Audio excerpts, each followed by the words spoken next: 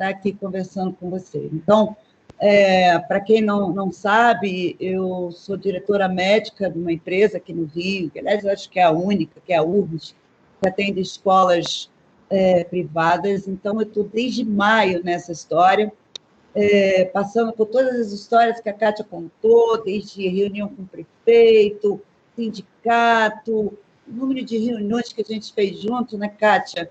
Foi muito grande, Niterói, Rio de Janeiro, acompanhando desde o começo a criação dos protocolos aqui da Secretaria Municipal da Saúde, e depois atendendo, né, na prática, não eu, mas a minha equipe de pediatras que ficam à frente diariamente, são mais de, sei lá, acho que eu posso até errar o número, são mais de 100, 150 notificações diárias desde que abrimos. Quando eu falo isso, pode todo mundo pensar assim, nossa, então é porque não está dando certo. Não, está dando muito certo. Mas a gente precisa de mais rigor, principalmente agora que a gente tem variantes, aliás, com mais transmissibilidade. Vou falar um pouco para vocês dessa coisa de que a criança e o jovem têm um risco maior para essas variantes, o que não é bem assim. Então, Isabela, abre tua câmera, por favor.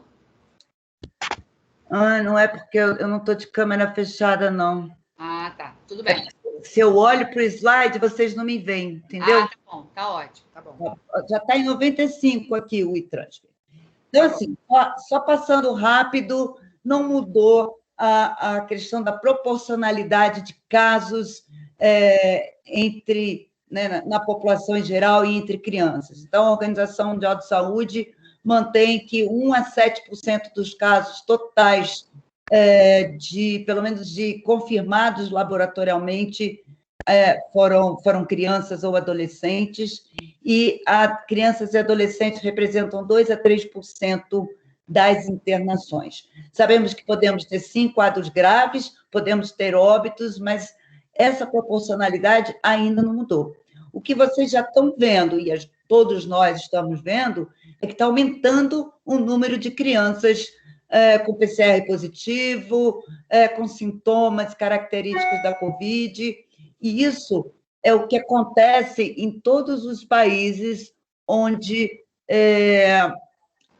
o número de casos aumentou, e principalmente, como é na Inglaterra, no Reino Unido, onde as variantes passaram a ser quase que mais prevalentes, alguns mais prevalentes do que o vírus, o SARS-CoV inicial. Então, temos muito mais variantes do que essas que a gente conhece. Então, a gente tem a variante do Reino Unido, que chega aí a mais de 70% dos casos no Reino Unido. Vocês devem ter visto, talvez, uma chamada uma manchete, não me lembro mais em que jornal, dizendo que foram 100 casos graves em crianças e adolescentes em uma semana no Reino Unido. Mas eu estou aqui dando um tempo para o Diego receber os meus slides, porque eu vou mostrar para vocês os números. Então, o que a gente vê quando olha os números do Reino Unido já na vigência dessa variante, que é uma variante muito infectante? A gente percebe que há, sim, um aumento de casos em crianças e adolescentes, mas não há proporcionalmente, não há um risco maior para esses adolescentes ou para essas crianças. A proporção de casos graves se mantém. E é por isso que eu queria muito conversar com vocês hoje, porque, como a Kátia falou, a gente conversou com o sindicato, a gente conversou com os pediatras, conversamos com os educadores, mas o pediatra precisa muito estar junto da escola nesse momento, porque, como a Kátia disse, é para o pediatra que a mãe vai perguntar, que o pai vai perguntar. O pediatra é, graças a Deus, a referência dessa família. E eu percebo na prática, por isso que a Beth falou, não, eu quero que seja uma coisa muito prática. Então, assim, eu percebo na prática que a família está fazendo muita pressão na escola e no pediatra. mas a gente tem que ficar junto. Porque se a gente quer as escolas abertas, a gente tem que fazer tudo com muito rigor. Tudo com muito rigor e que seja factível. Diego? Oi, doutora, já baixei, já vou fazer a apresentação. Tem só um médico que está compartilhando, eu só vou pedir para ele tirar compartilhamento, por favor. Deve ser eu mesmo, não? Não, não. Doutor Luiz está... Moreno, é você, Moreno. Desliga a sua câmera. Você quer me atrapalhar, Moreno? Vou compartilhar agora, doutora. Olha só, gente, agora eu vou ficar bem na relaxada. Marta também está com a câmera ligada. Estão me vendo agora? Ficou normal. Isso, Diego. Muito graças. Pode passar, Diego. Doutora Kátia, só pode ver para mim as pessoas que estiverem entrando, por gentileza? Tá, pode deixar. Vou admitindo, tá. Tá. Qual o slide, doutora? Pode passar, vai passando. Só aqui, claro, eu não falei meus conflitos de interesse, um deles é que sou diretora médica da URMS, mas, assim, estou aqui muito tranquila com vocês, trabalho pelo tudo. Então, tá aí, já tinha falado, pode passar.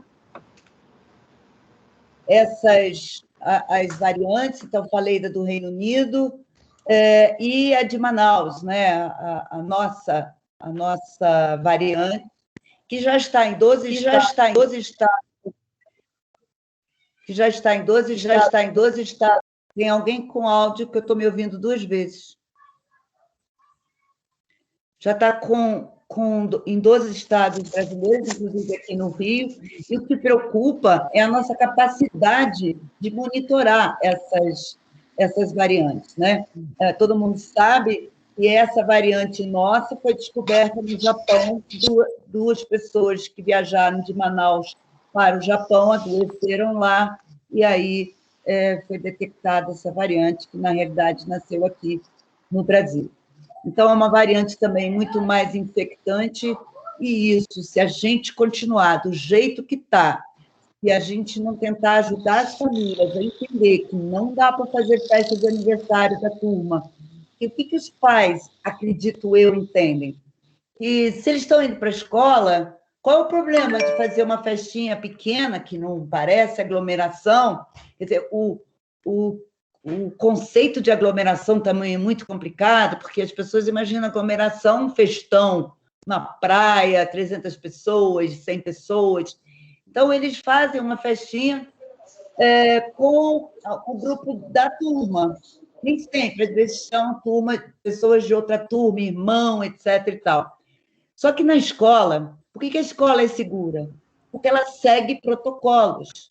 E a escola está fazendo de tudo para esses protocolos serem seguidos. E as nossas crianças, os nossos adolescentes que em casa não se comportam tão bem em relação ao uso de máscara, distanciamento, é claro, na escola eles já aprenderam. Então, a gente percebe que isso funciona melhor na escola do que do lado de fora dela. Mas para a escola continuar sendo seguro, o lado de fora tem que ser seguro também. E é isso que eu vou mostrar para vocês. Pode passar, Diego. Diego? Estão me ouvindo? Sim, estamos te ouvindo bem. Então, está aqui o que eu falei também em relação ao impacto, né, dessa variante do Reino Unido. Vejam que aqui, vou pegar casos mais graves, a gente percebe nessa primeira coluna 2020, né, até maio de 2020, depois de novembro a janeiro, que é o inverno, né, que é quando eles voltaram às aulas, quando tudo recomeçou. O que a gente percebe é um número maior de casos. Esse aqui num determinado hospital que é referência para o atendimento da Covid em crianças e adolescentes, mas a gente não vê. Vê aqui, por exemplo, que em 2020, 35% dos casos foram crianças ou adolescentes com comorbidade.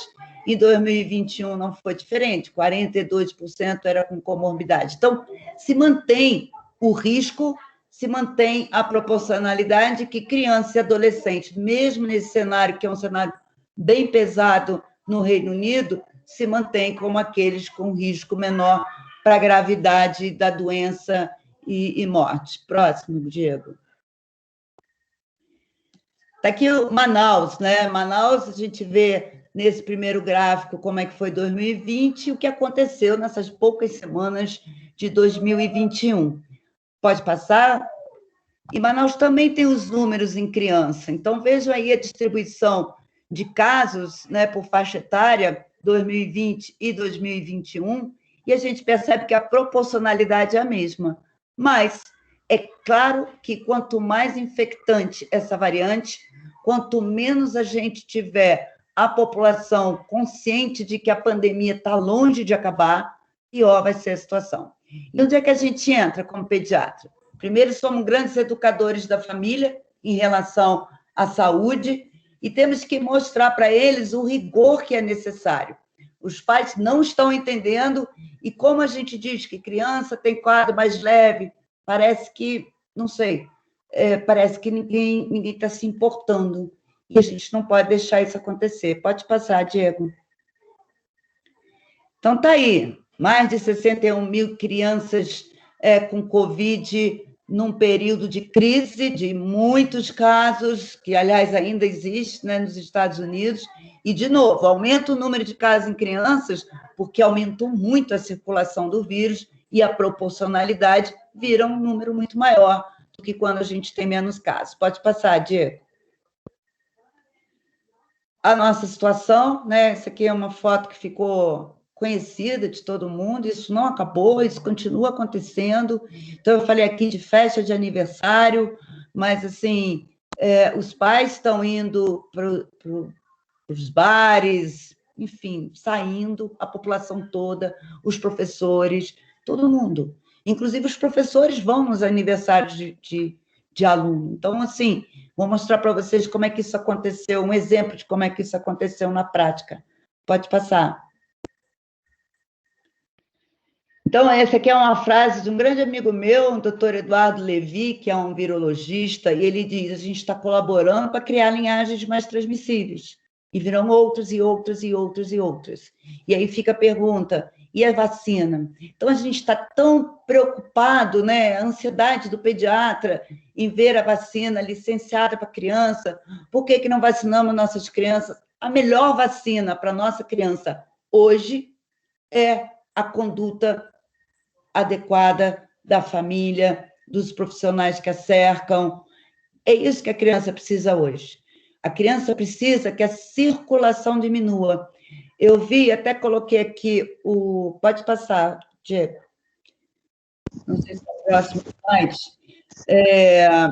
Vou mostrar à frente, eu vi que comentaram um trabalho na Suécia, e aí houve até um comentário no grupo, as crianças vão ser as únicas a não se vacinarem, então é claro que os casos vão passar a acontecer com elas. Não, não é assim. A criança continua, mesmo que não vacinada, ela continua aquela que é mais assintomática, que mais quadro leve tem e que raramente complica, raramente apresenta um quadro grave. Se as vacinas vão ser eficazes, isso a gente ainda não tem uma resposta pronta. A gente tem para a Coronavac uma grande evidência de que é uma vacina inativada, ela contém mais proteínas, enfim, e ela tem uma capacidade melhor de proteger dessas variantes.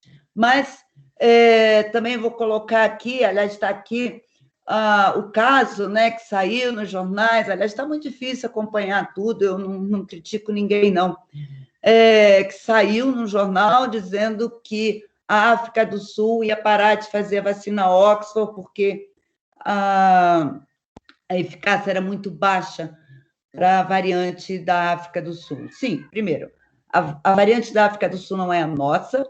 Segundo, na realidade, esse estudo foi um estudo pequeno e não dá para afirmar que a vacina não seja eficaz ou seja eficaz para variantes.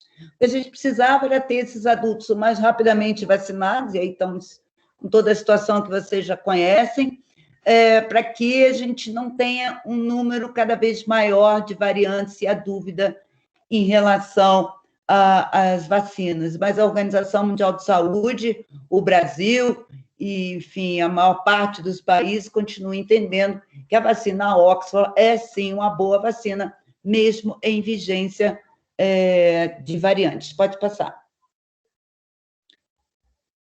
E o governo do Reino Unido, eu achei ótima essa frase, ele já desistiu, meio que desistiu. Assim, o objetivo maior não é mais acabar com o vírus, é transformar a Covid-19 numa doença, eu não digo que benigna, porque a gripe também não é benigna, mas que a gente tenha uma doença que possamos conviver melhor e não nesse cenário trágico que a gente vive.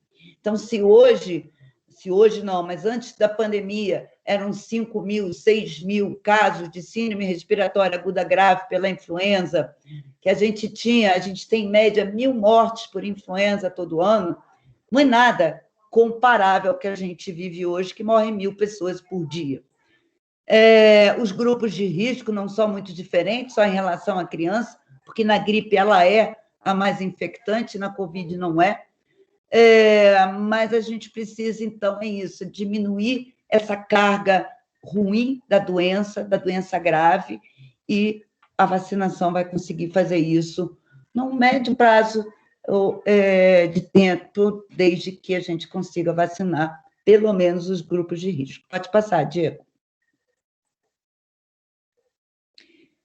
Está aí o Brasil, não vou falar muito nisso, pode passar. A gente está tendo mais casos hoje, então todo mundo vivendo uma falsa percepção de que a pandemia não está tão grave. Claro, você olha lá fora, está todo mundo na rua, está todo mundo saindo para jantar, está tudo aberto, comércio, etc.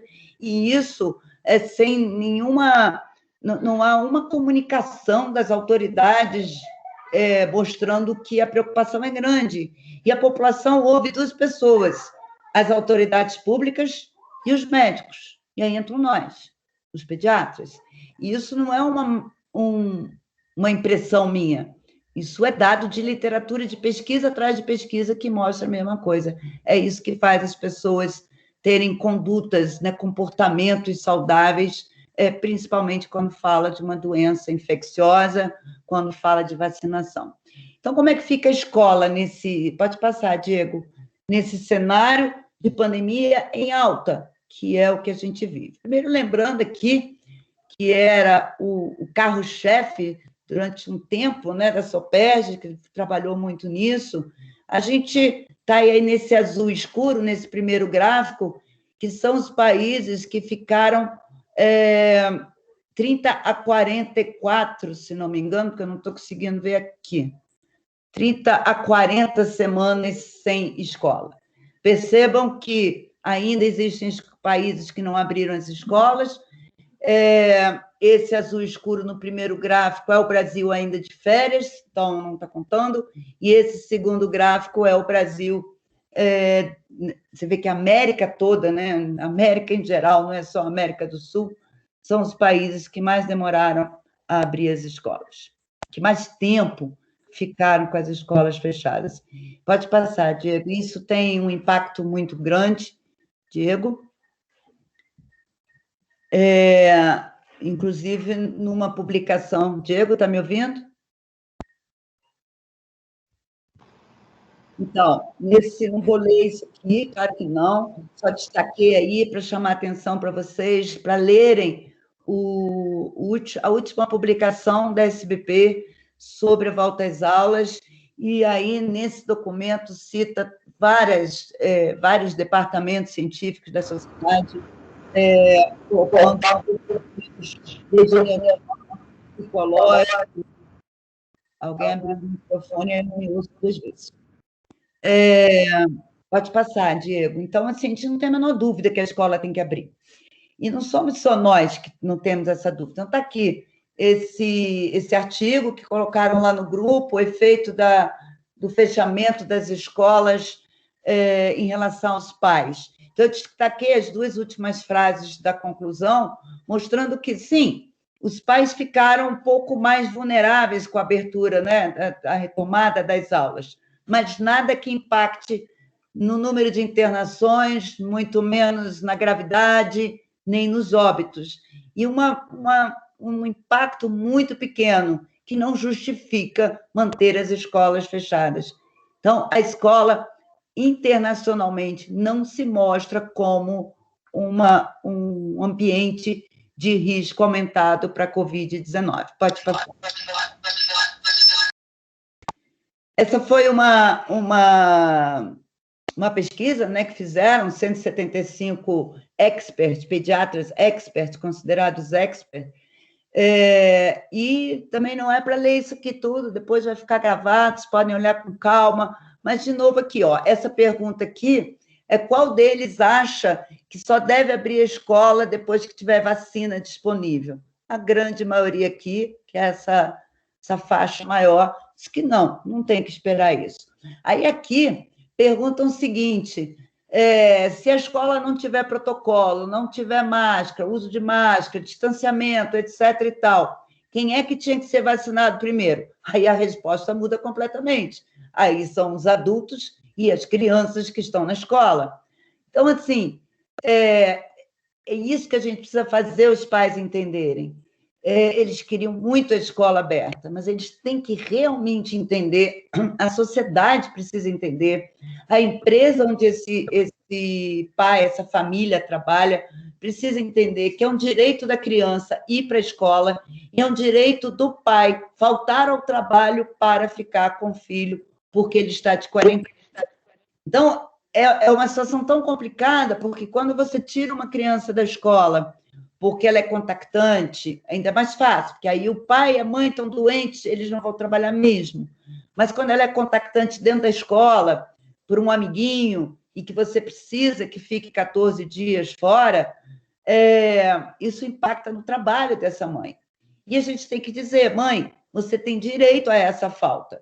E o pediatra tem que fazer um laudo dizendo que essa criança está em quarentena por isso, etc., e que a mãe precisa ficar com ela porque ela não pode ir para a escola. Então, isso está previsto. Isso também não é uma impressão, isso está previsto. Quando pergunta quais as medidas mais importantes para a escola ser segura, aqui ninguém falou em vacinação. Falou em distanciamento, falou em uso de máscara, gerenciamento de casos, que é esse o nosso tema aqui.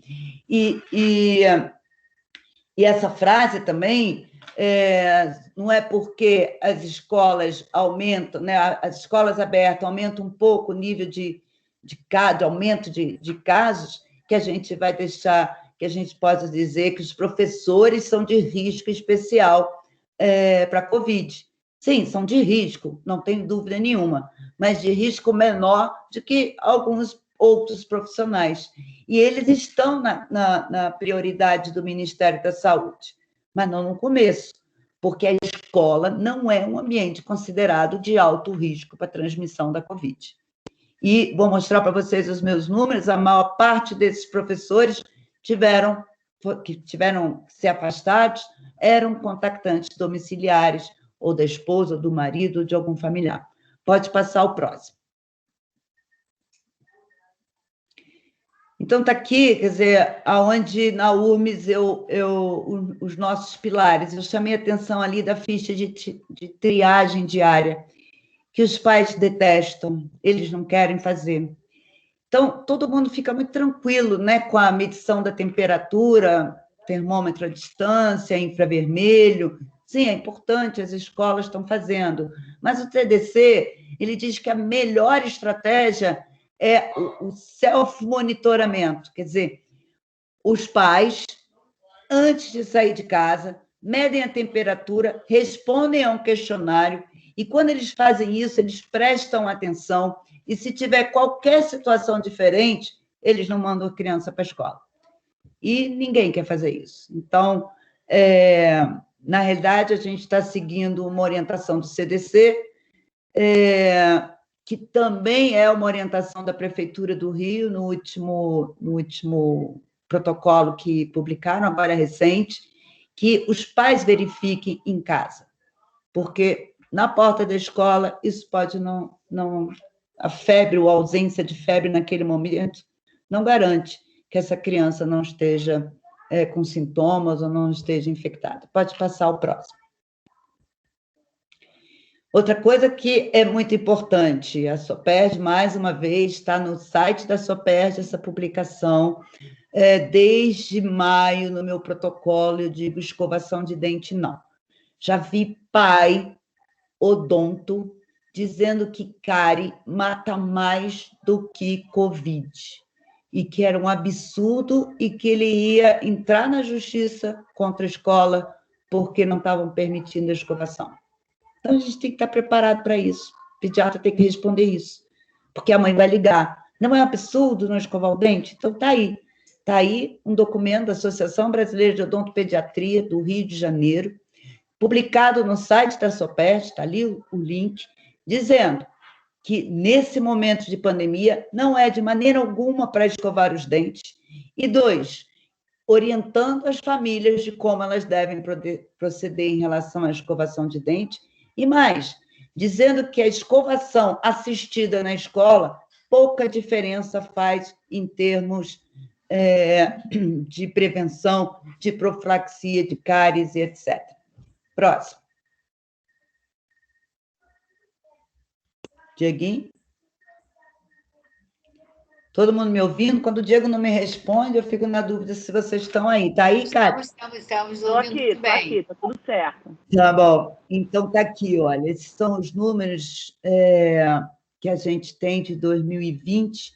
57% dos casos foram alunos, 43% foram funcionários, né? A maioria professores, mas a gente tem aí outros membros da equipe. Pode passar, Diego. E quando a gente olha o contactante versus caso índice, a gente vê que 39% foram casos contactantes e 61% foram casos índices. Mas aqui tem um viés, porque a maioria não consegue chegar a um diagnóstico determinado. Então, esse número fica um pouco diferente. Mas vamos ver o próximo, Diego. Estou vendo que o Roberto quer falar, é para deixar? Um exemplo aqui de uma escola específica, porque ali é todo o N da URMS, né? Não sei quantos alunos a gente tem aqui de cabeça, mas são quase 200 escolas, desde pequenininha, maior, etc. Então, é um N bastante grande. Mas, olhando uma determinada escola, a gente tem aqui alunos, a maioria contactante próximo. E quando a gente olha o staff, né, os funcionários, a gente já tem uma divisão entre contactantes próximos e aqueles com caso confirmado, né, que podem ter sido contactantes próximos também, e os casos de pessoas com caso suspeito e que ficou sem uma determinação do pediatra se foi confirmado ou não. Porque quem tem essa faca, esse queijo na mão é o pediatra. A escola não pode dizer é Covid, não é Covid. Nem nós. A gente pode conversar com o pediatra e dizer, olha, na dúvida, vamos deixar em casa. Mas a dúvida acaba persistindo. Pode passar o próximo. Está aí, ó. Esse amarelinho mais escuro e o vermelho foram 2 festas de alunos, né? Festa de aniversário, mas foram 2 festas de aniversário. E aí vamos seguindo as setinhas, né? E vendo o número de casos que tivemos, porque os pais foram, né? Foram os pais. Essa criança aqui, ela estava afastada por ser contactante próxima, e ela foi à festa. Então, a gente vê quantos contactantes próximos, quer dizer, as famílias desses alunos, e quantos casos a gente teve nessa faixa de tempo aí, do dia 1 ao dia 21, sendo que essas festas aconteceram no dia 3, 4. Então, a gente tem aí, dentro de 14 dias, como é que um evento social se manifesta dentro da escola, com protocolos. Imagina na sociedade geral. Pode passar.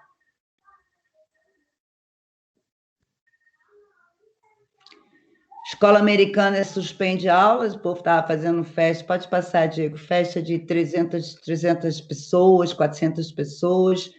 Essa é uma recente matéria, né? Uma chamada aí, que você olha, diz número de casos em escola particular com surto de Covid. Aí você vai ler a matéria, coisa que quase ninguém tem tempo de fazer, e aí a gente descobre que não foi na escola, foi num evento pré-abertura da escola, onde as pessoas foram fotografadas sem máscara, etc. E tal. Então, eu estou insistindo com isso, porque isso é muito importante, principalmente quando a gente tem variantes circulando entre nós, e mais infectantes. Se a gente não tiver um rigor nesse comportamento, não vai ficar pedra sobre pedra. É essa a grande preocupação. Não vamos conseguir controlar. Então, a escola provavelmente vai ser a primeira a fechar de novo. Mas o que a gente tem que fechar não é a escola. Nós, pediatras, temos que brigar para que a escola fique aberta e que as pessoas se comportem nas ruas. Pode passar. Então, a gente tem que fazer tudo o que for possível para manter essas escolas abertas. E aí é que entra o nosso papel. Diego, pode passar. E lembrar os pais que nós não estamos em normalidade nenhuma. Parece normal, mas não tem nada de normal. Pode passar. Pode passar. Quando eu passo rapidinho.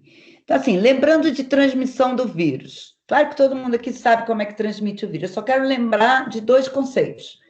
Sintomáticos são mais transmissores do que assintomáticos. Crianças são menos transmissoras do que os adultos. Ou, aliás, desculpe, crianças são tão transmissoras quanto os adultos, mas criança é mais assintomática. Então, o adulto acaba transmitindo mais porque ele abre quadro de sintomas com mais frequência. E isso é importante a gente entender, porque o que eu vou mostrar para vocês, que é o que recomenda a Anvisa, é um protocolo de gerenciamento de casos baseado em sintomas, que é o que faz o CDC, é o que faz boa parte do mundo, e é o que faz enfim, aqui no Brasil, pela Anvisa. A gente sabe de todas as dificuldades de conseguir testar adequadamente. Eu vejo muito PCR de criança assintomática, mas não vai dar positivo. Vai ser muito difícil dar positivo. Às vezes aparece um, mas é muito raro. Então, liberar uma criança para voltar às aulas porque ela está com PCR negativo, isso tem que acabar. Isso não dá mais. A gente não vai conseguir controlar a situação na escola se isso continuar acontecendo. Pode passar.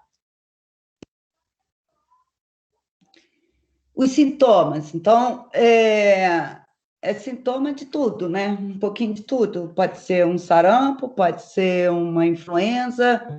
A influenza está chegando, a influenza ficou quieta em 2020, ela ficou esquecida em 2020, lembrando que todos estávamos dentro de casa e, principalmente, todas as crianças e adolescentes estavam dentro de casa.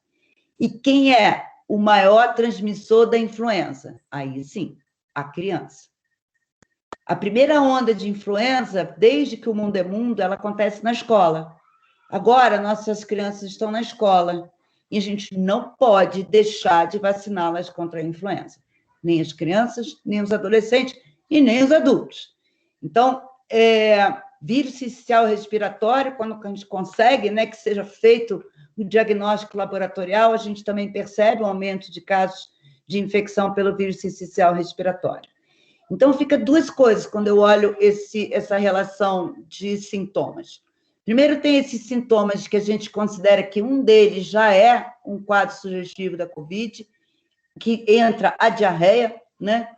E é muito comum, não, a diarreia foi porque ele comeu. Não, diarreia, nesse momento, a gente não pode bobear. Ou 2 ou mais sintomas, que são, né, tantos outros que podem acontecer. E o que eu vejo aqui? A gente não pode negligenciar sintoma. a gente precisa das nossas crianças adequadamente vacinadas para evitar que outras infecções concorram e façam com que os afastamentos sejam mais frequentes. Porque eu vou afastar uma criança com quadro gripal, se eu não consigo fazer um perfil completo de vírus e o meu PCR vem negativo. Então, o meu PCR negativo só vai valer mesmo assim existe co-infecção se eu tiver positivo para um vírus essencial. Agora, se eu não tenho nenhuma pista concreta de que infecção aquela criança tem, para mim, num cenário de pandemia, a suspeita é sempre e precisa ser da Covid-19. Pode passar, Diego. Então, o PCR, eu já falei, um PCR negativo, mesmo em sintomáticos, não descarta. Lembrando que o PCR precisa ser feito, e todo mundo sabe, do 3º ao 7º dia. Lembrando que criança tem uma possibilidade de falso negativo maior, e se é oligossintomático, eu também posso ter uma diminuição de PCR positivo. Então, a criança assintomática, nem pensar em acreditar em PCR positivo. Fazer o PCR de uma criança contactante que está assintomática, na prática, serve para muito pouco. O que eu tenho que fazer com aquela criança que é contactante é procurar afastá-la desse contactante domiciliar, dentro do possível, orientar para as regras domiciliares, né, de minimizar a transmissão, tentar isolar essa pessoa quando é possível dentro de casa e observar. O PCR não vai mudar nada na minha conduta. E, às vezes, o PCR negativo, a mãe diz, mas o PCR deu negativo, então ele vai voltar. E aí fica mais difícil de nós, pediatras, convencermos a mãe de que não é bem assim. E o PCR negativo num paciente com sintomas, ele também não descarta. E eu tenho que fazer um segundo PCR. No caso daquele sem sintoma, o segundo PCR, se tiver naqueles 14 dias de incubação, sem sintoma nenhum, a chance do segundo dar negativo também não é pequena. Pode passar, Diego. Sorologia. Sorologia não é passaporte para liberdade, achar eu já tive Covid. Nossa, a gente conhece muita gente com IgG no, enfim, alto e que se infectaram. E agora com variante, menos ainda, porque pessoas que já tiveram Covid, além de poder se reinfectar pelo mesmo vírus, pode se infectar e está cada vez mais comum pessoas que já tiveram a Covid se infectando com uma variante. Então, a gente não pode ter esse tipo de exame como norteador do que fazer em relação a essa criança em termos de convivência na escola e de diagnóstico para ela. Pode passar. Pode passar, Diego. Então, tá aí, fundamentos da estratégia baseada em sintomas. O que a Anvisa diz?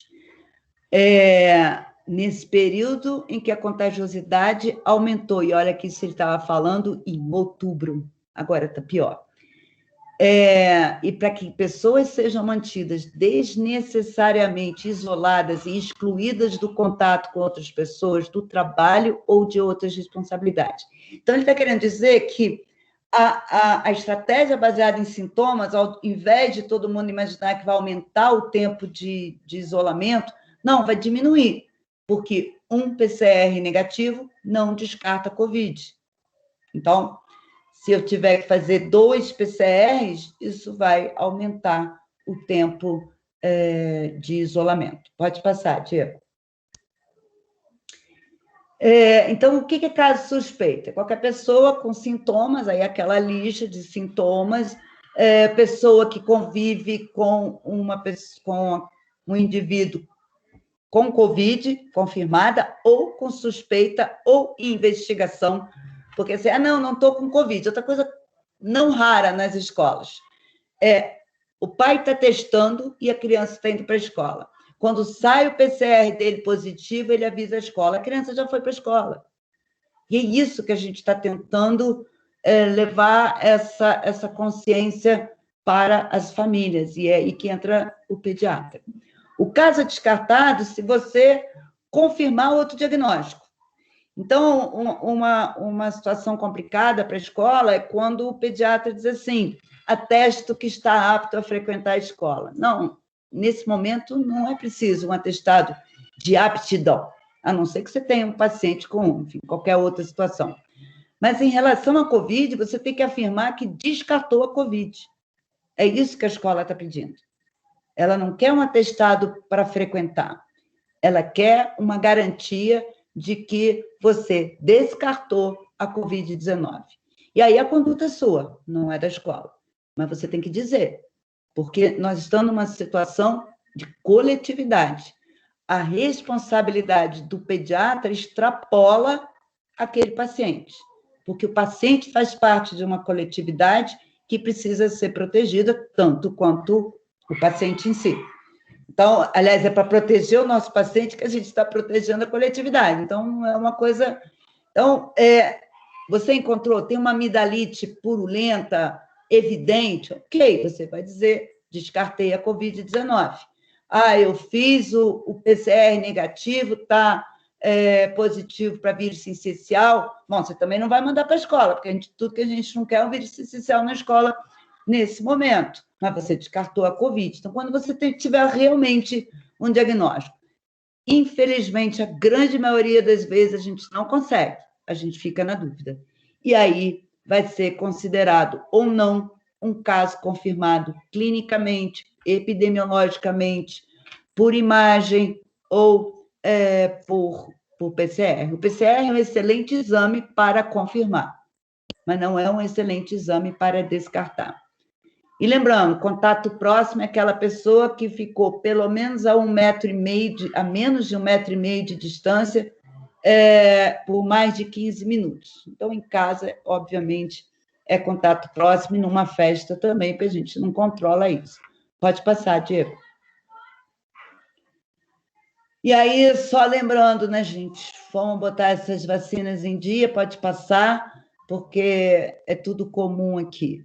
Nossas coberturas, é claro que eu não podia estar aqui sem falar das coberturas vacinais e da preocupação também grande da SOPES, trabalha muito em 2020 em relação a isso também, que é a necessidade de acelerar o calendário dessas crianças em atraso, para que a gente não tenha, e aí tem um documento no site da SBIM bem detalhado sobre os critérios para acelerar nessas crianças, e vejam que esse está antigo, mas hoje a cobertura vacinal para pólio é de 70%. Isso abre as nossas fronteiras para pólio. Lembrando que a fronteira, a pólio, hoje são mais de 1.000 casos por ano, e não é nos países onde, né, Afeganistão e Paquistão, onde ainda tem vírus selvagem. Ou são países ou que importaram, pessoa que veio do Afeganistão ou do Paquistão, mas a maioria é de vírus vacinal.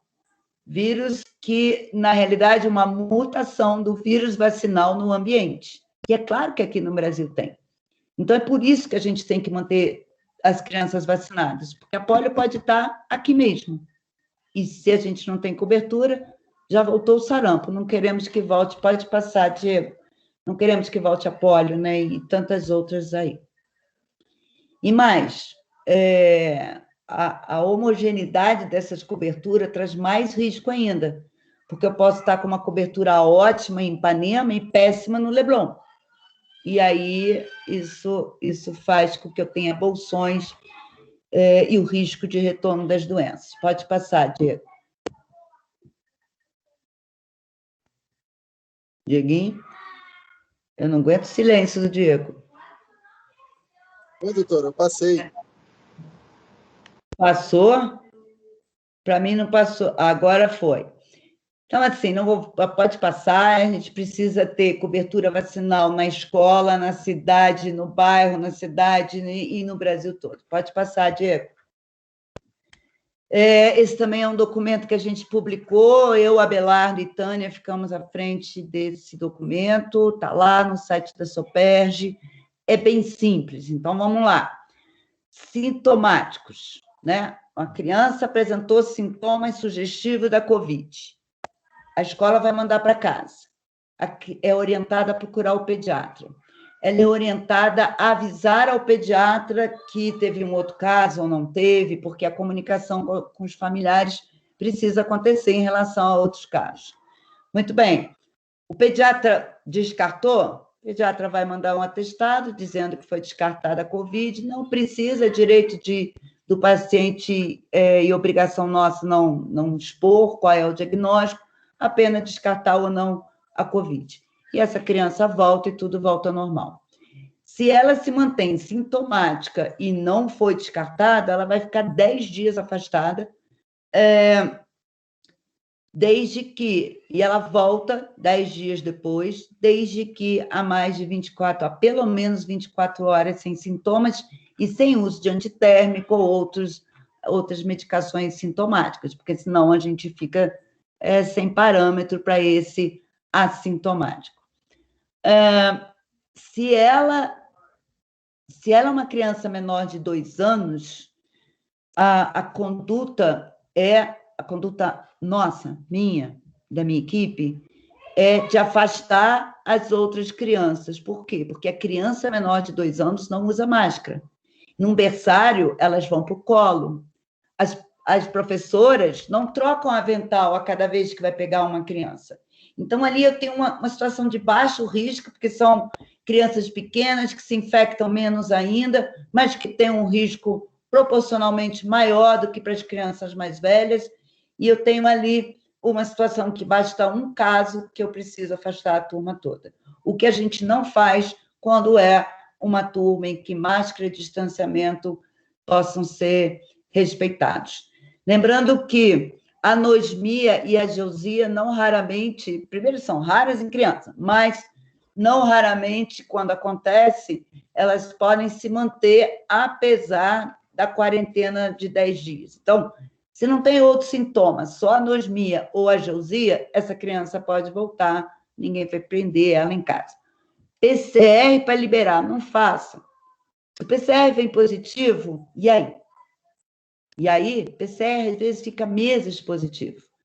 Então, uma hora a gente libera com PCR negativo numa criança assintomática, e na outra a gente segura mais de 10 dias com PCR positivo. Então, se essa criança tem o quadro, se ela tem mais de 10 dias e não tem sintomas, ela volta.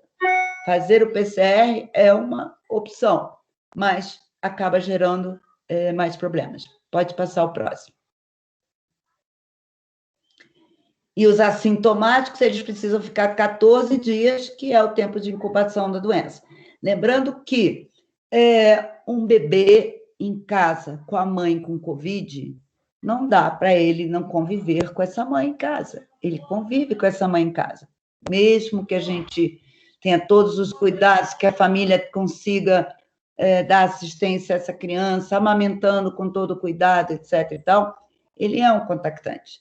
Então, o contactante domiciliar, a gente considera um contactante contínuo, né? Então, se eu tenho contato numa festa, eu sou contactante eventual dessa pessoa e eu vou ficar em quarentena por 14 dias. Mas meu contato com essa pessoa acabou. Se eu tenho contato domiciliar, eu vou contar essa quarentena de 14 dias do dia que esse caso índice teve alta de quarentena, que é a partir do momento que ele é considerado não transmissor. E aí, se a gente considerar o mínimo de 10 dias, lembrando que o imunodeprimido, ou quando existe um quadro grave, isso pode chegar a mais de 20 dias de período de transmissão, mas estou falando da pessoa que não teve quadro grave e que ficou assintomático, com 10 dias já estava assintomático pelo menos 24 horas. Eu vou ter que contar dali. Então, essa criança vai ficar 10 mais 14, 24 dias afastada. Por isso que a gente tem que trabalhar muito para isso não acontecer. E aí, educando essas famílias. Próximo, Diego. Já falei aqui, pode passar, Diego. Então, já falei aqui também, a gente não afasta, pode passar, Diego, a gente só afasta quando é criança menor de 2 anos. Agora, também só para vocês saberem que existe, quem quiser pode me pedir no WhatsApp, eu mando que é esse aqui, né, o site do Estado. Então, agora, toda sexta-feira, tem a publicação desse mapa, esse foi o último. Se tiver vermelho, não pode abrir escola, e dependendo se é amarelo, laranja, verde, etc. Estou louca para um verde, não vejo há muito tempo. Muito tempo mesmo. A gente tem aí uma limitação de número de alunos. Então, a família vai ter que entender isso também, que, de repente, a escola vai poder receber só 30% próximo. Então, está longe de ser normal. Longe, longe, longe de ser normal. A prefeitura publicou, e a prefeitura está fazendo diferente do que eu faço. E essa é uma discussão, até conversando sobre isso com a Tânia, de o que a gente vai fazer. Porque essa conduta de 10 dias, baseada em sintoma, é uma conduta da Anvisa, que foi baseada nela que eu fiz esse protocolo, e é também uma conduta internacional. Mas, com a abertura das escolas públicas, mudou. O Rio de Janeiro está afastando qualquer sintomático por 14 dias. E a minha discussão com a Tânia hoje é sobre o que fazer e se isso vai ser necessário agora ou daqui a pouco, com o aumento da transmissibilidade, com o aumento da circulação da variante. Pode passar, Diego. Então, nada calma, eu terminar essa apresentação aqui e pode tudo mudar. Então, está aqui o que a prefeitura, o protocolo da prefeitura, que é diferente do que eu apresentei a vocês. Ele afasta a turma se tiver um caso, e isso, sinceramente, é uma coisa que tem que ser discutida, porque vai ser muito difícil ter escola aberta. E, claro, não estou querendo abrir a escola de qualquer maneira, mas a gente tem bastante evidências, inclusive resultados na prática, que mostram que pode ser 10 dias. Acho que eu acabei, Diego, pode passar. Está aqui, essa é uma publicação da Sociedade de Pediatria do Paraná, que eu gostei muito. Como é que os familiares podem ajudar? E vou passar, pode passar, Diego. Como é que nós, médicos, podemos ajudar? Então, fica aqui um resumo. Mantendo um alto grau de suspeita da Covid, mesmo que pareça que é um resfriadinho. Ele cita, inclusive, uma gastroenterite viral, uma infecção urinária, alterações no EAS podem acontecer com a Covid, e é aquela infecção com cultura negativa. Então, a gente tem que ter muita suspeita da Covid hoje. Pode passar.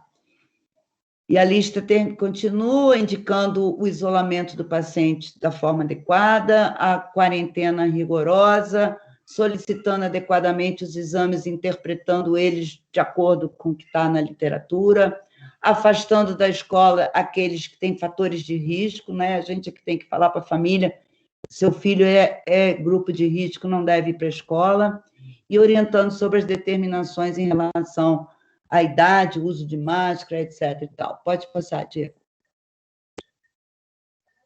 É isso aí. Perguntas, finalmente. Muito. Kátia, doutora Elizabeth. Isso, nós já vamos passar para as perguntas. Tem perguntas aqui chegando sobre PCR, sobre atestado. A gente já vai passar já. Eu quero parabenizar você pela essa aula maravilhosa, mais uma aula maravilhosa e tão esclarecedora para a gente. Dizer que a gente está com uma plateia aqui de alguns momentos de pico, mais de 140 pessoas, pediatras ilustres aqui do estado do Rio e de fora, né? Já citei o doutor Tadeu, que está contribuindo aqui, ele conhecia bem o caso de Campinas. Eu quero dizer que essa aula vai estar gravada, ela vai para o site da Soperj. A gente geralmente são uns 2 diazinhos até a gente fazer o upload e colocar disponível no site. Então, as perguntas serão todas respondidas e hoje nós vamos até 9h30, né, para também não cansar a nossa plateia e nossa palestrante. Eu quero convidar mais uma vez a todos ao Consoperj, terão mesas sobre saúde escolar, mesas sobre vacinação, que é um dos pontos que a Isabela colocou aqui muito bem, que nós temos que, é uma das bandeiras dos pediatras do Rio e do Brasil, voltar ao nosso calendário vacinal, é uma boa cobertura, né? Isso é muito importante. Quero pedir mais uma vez para vocês terem dúvida, vão no site da SOPERJ, no site da SBP, no site da OMS, no site da Prefeitura, para tirar as dúvidas. Não acreditem em fake news e em fatos isolados, sem uma fonte verdadeira, tá? E quero também dizer que esse ano de 2021 é o ano da vacina, né? Bacana, a vacina de Covid, e o ano de 40 anos da SOPERJ. A gente está comemorando os 40 anos da SOPERJ, nós teremos vários eventos ao longo do ano, e um dos eventos realmente é o ConSOPERJ, que, por favor, façam propaganda com os colegas de vocês, de fora do Rio de Janeiro também, porque é um evento que a gente já vem ao longo dos anos, e esse ano mais ainda, como vai ser online, é um evento que a gente quer nacionalizar. Então, pediatras de todo o Brasil podem participar, e eu conto com vocês que estão assim, aqui com a gente, também falem com os amigos de turma, que foram para outros estados, que divulguem, por favor, o ConSOPERJ. Então, Isabela, mais uma vez, muito obrigada pela sua aula maravilhosa. Eu sei que eu posso contar com... Você está lá no meu Dream Team, lá com Tânia, com Abelardo, com Lívia e Patrícia, Ricardo Chaves, Daniel Becker. A gente tem, assim, um grupo de pediatras muito envolvidos nisso. E eu quero te agradecer mais uma vez. E agradecer também a Beth Caetano por estar aqui com a gente também, por ter tido essa ideia e prontamente já organizar tudo e fazer acontecer. Eu gosto disso. Um monte de amigo aqui, um beijo para todo mundo. Se eu falar o nome de um e não falar o nome do outro, aí... Pois é. Então, eu vou desligar meu áudio, eu quero agradecer mais uma vez as duas maravilhosas e vamos responder a tudo, tá? Obrigada, Diego, também aí por manejar tão bem. Tinha um delayzinho ali, mas deu tudo certo. Beijo para vocês todos, boa noite. Bom, vamos lá. No iníciozinho a gente teve um probleminha na transmissão, mas graças a Deus a gente conseguiu reverter aí a apresentação e foi tudo certo. Isabela, o Tadeu colocou uma informação que eu achei bem interessante passar para você.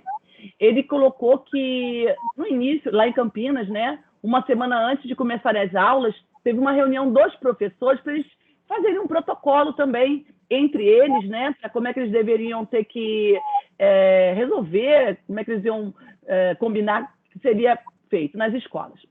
Ok, acabou a reunião, o que eles fizeram? Um coffee break, claro. Fizeram um coffee break, e aí o que aconteceu?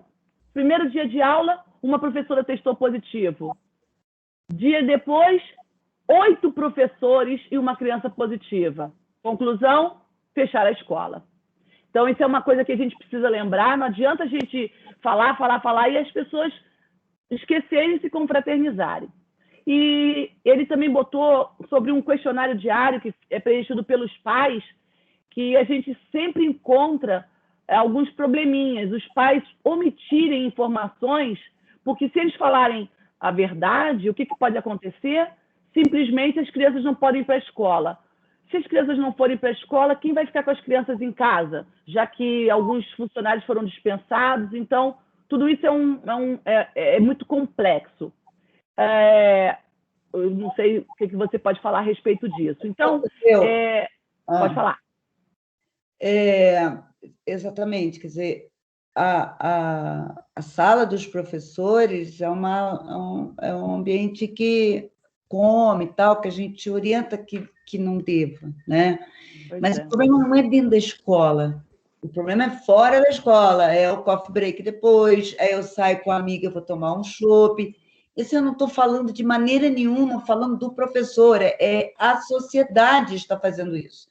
E o professor faz parte dessa sociedade e é isso. Agora, eu entendo que quanto mais rigoroso a gente for, porque é uma maneira de educar, as pessoas vão ter que perceber que não está dando certo, que elas precisam realmente se controlar.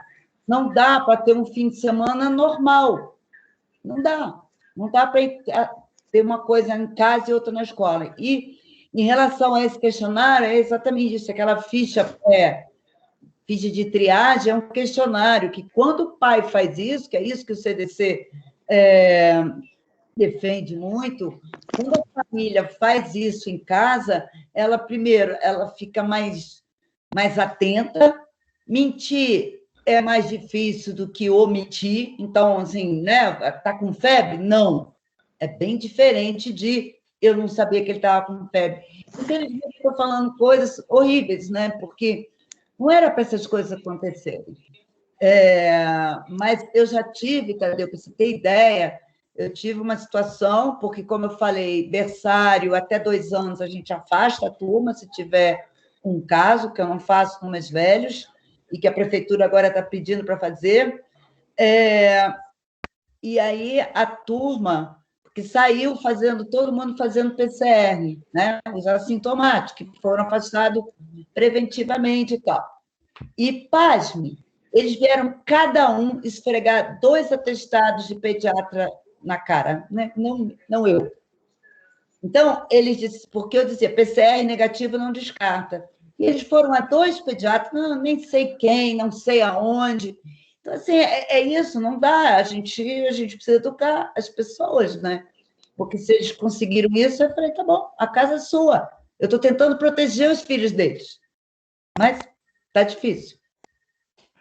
A colega Patrícia, ela colocou, como você passou na sua apresentação, um slide, que teria que estar... Bom, foi no slide, né? Que você colocou assim, 2 PCRs negativos para considerar um caso descartado. Ela perguntou qual seria o intervalo entre esses 2 PCRs negativos. No mínimo 24 horas, mas isso desde que a pessoa está sintomática. Porque em assintomático não vai mudar nada 24 horas depois. Eu posso fazer 2 PCRs, né, com 24 horas de intervalo numa criança que é só contactante, que não tem sintoma nenhum, os 2 virem negativos, e nos 14 dias de incubação lá na frente ela abrir um quadro. Então, isso vale para sintomáticos. Por isso que, depender de PCR num sintomático, vai aumentar o tempo, porque aí vai fazer, vamos dizer, no 4º dia, né, 3º, 4º dia, vai fazer esse resultado, vai chegar a 24 horas depois, já vai estar no 5º, aí vai fazer de novo. Aí, quando você vê, já está na hora de voltar e a gente está fazendo PCR, gastando dinheiro. Já contaminou todo mundo. E já contaminou todo mundo. Não brinca, não, Beth. É sério, tá feio. Mas é o que você quis dizer, eu entendi. A colega Daniele colocou como fica o atestado para os contactantes domiciliares desses alunos suspeitos. Então, a criança doente, ela tem o direito de um acompanhante. Num cenário como esse, de pandemia, em que a criança, não é só pela criança, né, o afastamento, é pela criança, certamente, aquela criança que está sendo afastada, mas muitas vezes ela nem está doente, é também pela coletividade. Então, hoje saiu, inclusive, o que saiu hoje, Beth? Os professores, assim, que isso aconteceu no Espírito Santo, que profissionais da saúde de grupo de risco também vão ter o direito de não trabalhar. Gente, não vai sobrar ninguém. Ninguém é exagero. Então, tem muita proteção em relação a isso. Você pode, sim, fazer um atestado dizendo que, relatando, né, você não afasta ninguém, não é o pediatra que afasta o trabalhador, mas você vai fazer um atestado dizendo que você está com uma criança sintomática e que ela precisa de cuidados e que essa mãe, portanto, é contactante. E a empresa não pode deixar essa mãe trabalhar. Não é se quiser. A mãe tem que entender que se o filho está doente, ela não pode trabalhar. Não pode, não é por só, olha só bem entre aspas, não é só pela criança, porque ela não pode ir para nenhuma coletividade. Mas eles vão para a festa, porque é só contactante. Além de muitos e muitos e muitos elogios, a minha querida professora Norma Rubini colocou Parabéns, Isabela, pela excelente apresentação. Colocações ponderadas e atualizadas. Nossa, índice. Nada menos do que Norma Rubini. Não precisa mais nada. Aliás, quanto tempo eu não vejo Norma Rubini? Meu Deus, muito tempo. Um beijo para você. A gente se vê daqui. Com certeza, com certeza. Uma colega nossa de um outro grupo, a Jandira Tereza, ela queria saber, além do protocolo de segurança, né, essa exposição dos professores e também dos funcionários. Como é que a gente faz se você tem assim, alguma noção de como é que está sendo feito para que os próprios outros funcionários, os inspetores, como é que se tem alguma regra para eles também? Não, o protocolo é para todos dentro da escola. Então, a gente trabalha com clusters, né? Grupos. E a escola ela tem que ter um fluxo que evite que grupos diferentes se encontrem. Então, eu já tive surto na secretaria. Surto, gente. Bastam 3 casos de sintomas. Leves ou graves, não interessa. Eu gosto de brincar e dizer assim, um espirro não faz Covid. Mas um espirro, mais uma febre, mais uma coriza, parou. Isso pode ser um resfriadinho. A Covid é um resfriadinho. Deus me livre, não gosto nem de repetir essa frase, mas a Covid é um quadro gripal leve em crianças. Se eu não considerar quadro gripal leve Covid, babau.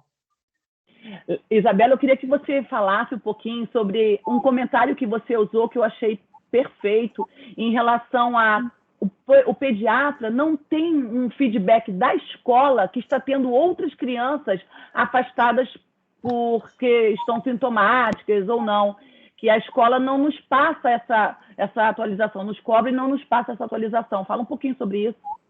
Bom, eu não posso falar sobre todas as escolas, mas posso falar o que a gente faz. Então, toda vez que a gente tem um caso, existe uma comunicação para a família daquela criança, né? A situação da criança, um comunicado nosso para a escola, dizendo o que ela tem que fazer, etc. e tal, e um comunicado para as famílias de todos os outros alunos da turma, e, claro, para os professores, enfim, para a comunidade toda. Então, nesse comunicado que a gente manda para as famílias, a gente termina dizendo: informe o seu pediatra sobre isso. É o que a gente pode fazer, né? Uma ideia que eu tive, que eu ainda não coloquei em prática, é a escola enviar uma carta no início do ano, agora, uma carta para todos os médicos dos seus alunos, informando sobre os seus protocolos. Só que a escola não sabe onde é que a gente está, né? A escola, o pai pode dizer: meu pediatra é a doutora Elizabeth Caetano. Ok, mas eu não tenho o e-mail dela, o telefone dela, e nem o pai pode passar isso para a gente. A pessoa agora, tudo quanto é escola falando com vocês. Então, qual é a minha ideia? É mandar para o pai e dizer: pai, está saindo do forno agora um e-book com toda... Quer dizer, já existia em 2020, mas está sendo atualizado. E dizer para o pai: sugiro mandar para o seu pediatra. E, pelo menos, para vocês saberem como a escola está agindo, né? Pelo menos aquelas que eu tô junto. Mas outras estão fazendo isso também, não sou só eu que estou fazendo isso. Mas o pai recebe esse bilhete, esse comunicado, e não conta. Isso não é novidade. Tem 30 anos de escola, mais de 30 anos atendendo escola, e o pai não conta. Isabela, a gente tem uma colega lá de Blumenau, e ela está mandando uma pergunta, que lá em Blumenau, o estado de Santa Catarina lançou um decreto, a Aline que mandou essa pergunta, lançou um decreto no dia 16 de fevereiro, colocando como opcional o uso de máscaras em menores de 5 anos. O que você acha sobre isso, de colocar só em menores de 5 anos? Você não acha que deveria diminuir essa idade? Eu me assusto com essas coisas. Aliás, tem uma coisa que eu ocultei aqui. o documento da Prefeitura do Rio diz que até 3 anos, quer dizer, menor de 2 anos não pode, e que de 2 a 3 é opcional. Eu acho que não está na hora da gente flexibilizar. E, é claro, aquela criança, outro dia eu tive um caso, uma criança autista, que a escola veio me perguntar, mas ela pode ficar sem máscara? Porque a mãe disse que bababá. Eu falei, sim, ela tem direito de ficar sem máscara. Então, aqueles pacientes que têm qualquer dificuldade, o que o pediatra tem que fazer? Fazer um laudo dizendo que a criança, por isso, não precisa dizer qual é o diagnóstico dela, ela tem contraindicação de usar máscara. E a escola não pode questionar se você disse que ela tem contraindicação. Agora, o problema são os pais que não querem que a criança use. Isabela, essa mesma colega lá de Blumenau, ela colocou se teria como enviar, se poderia disponibilizar, pode até passar para mim que eu entro em contato com ela, sobre a ficha de triagem, se teria como enviar o modelo. Posso mandar, mas aí você me manda lembra. Manda para mim que eu localizo ela e mando para ela. A Deir, né? Sempre a Deir. A Deir agradecendo, né? E parabenizando. E ela mandou uma pergunta também. Ela botou se o resultado do PCR depende daquele profissional que fez a coleta? Claro, e principalmente criança, né? Você pode ter... São vários fatores que podem fazer o PCR fora da faixa adequada, porque a sensibilidade do PCR, quer dizer, a carga viral, né, vai aumentando até o 8º dia e ela vai caindo. Então, antes do 3º dia e depois do 8º dia, diminui a chance de você ter um PCR positivo. E, claro, a técnica, né, principalmente em criança, você também pode diminuir a chance de um PCR positivo. São vários fatores. E aí tem muita coisa, principalmente dos laboratórios, né? Esses laboratórios de referência, não vou falar nome nenhum para não... né? Mas tem muita coisa legal. E o Eduardo...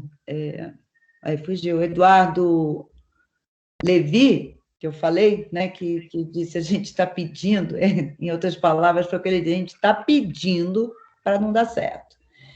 E ele tem no site da CEDIP, é uma clínica de vacinação lá de São Paulo, ele tem no YouTube da CEDIP, com I, tudo com I, ele tem uma aula legal sobre exames. Legal. A colega Jandira também colocou sobre as atividades extracurriculares, natação, essas atividades que são fora da escola. Será que elas são seguras? Será que deveria estar acontecendo? É óbvio que a parte da atividade física é indicada, mas nesse momento, como é que fica essas atividades extracurriculares que têm contato físico? Porque eu lido com isso todo dia, né? Enfim, não só com a escola, com a Covid-19, e a gente está bastante preocupado. Então, eu acho que o momento hoje é só sair se for essencial. Eu sei que eu posso estar atrapalhando muito a vida de um dono de uma, sei lá, aula de natação, etc. e tal. As atividades extracurriculares dentro da escola, elas podem acontecer desde que o distanciamento de 1,5 metro seja respeitado, que possa ser feito de máscara. Eu agora, por exemplo, liberei o ping-pong. Aliás, nem publiquei ainda isso, não, mas liberei o ping-pong. Nossa, porque o ano passado era um ping-pong. O que a gente tenta é que tenha menos chance de não dar certo, né? Porque o menino vai jogar o ping-pong. Aí, esse ano, queriam que eu liberasse o basquete. Você já viu jogar basquete sem jogar campo? Não existe. Então, a prefeitura diz atividades físicas que são fundamentais, né? Não vamos esquecer, as crianças precisam disso, mas com 1,5 m. E o ping-pong, eu coloquei com uma supervisão de um profissional da escola, ali, de plantão, no ping-pong, e cada um com a sua raquete, e depois higieniza a raquete, higieniza as mãos, etc. E tal. Então, assim, a gente... mas a prefeitura liberou o parquinho. Eu tive que ceder. Não me agrada o parquinho. Apesar de superfícies são importantes. Aliás, uma coisa que eu não faço é não higieniza a mochila, não higieniza sapato, nada disso é fundamental na transmissão da Covid. Eu vejo famílias colocando sacolas em quarentena, higienizando o saco de arroz, deixando o sapato na porta, que está na moda isso, e saem, vão para ambientes coletivos.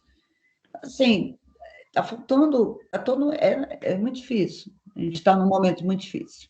Tem uma colega que levantou a mão, a Kátia. Kátia Farias, você pode abrir seu áudio, sua câmera para falar? Oi, obrigada, gente. Nossa, parabéns aí pela aula, está sendo, como sempre, né, formidável. Me preocupa muito uma situação um pouco em paralelo com essa situação, tanto na escola, como quando nós estamos em plantões, em enfermarias que não têm isolamento, e chega para avaliação de internação uma questão assim, o teste rápido foi negativo, e você não tem isolamento. É mais ou menos o que eu sinto quando também a mãe vem já trazendo para você a notícia, eu fiz um teste rápido e foi negativo, então eu posso voltar. E ainda está naquele período dos 10 dias, né, que a gente, por estar sintomático, não deveria estar expondo assim. Eu queria conversar sobre isso, com a sua opinião. Então, se a gente considerar a literatura médica, as recomendações das autoridades públicas, estaduais e municipais.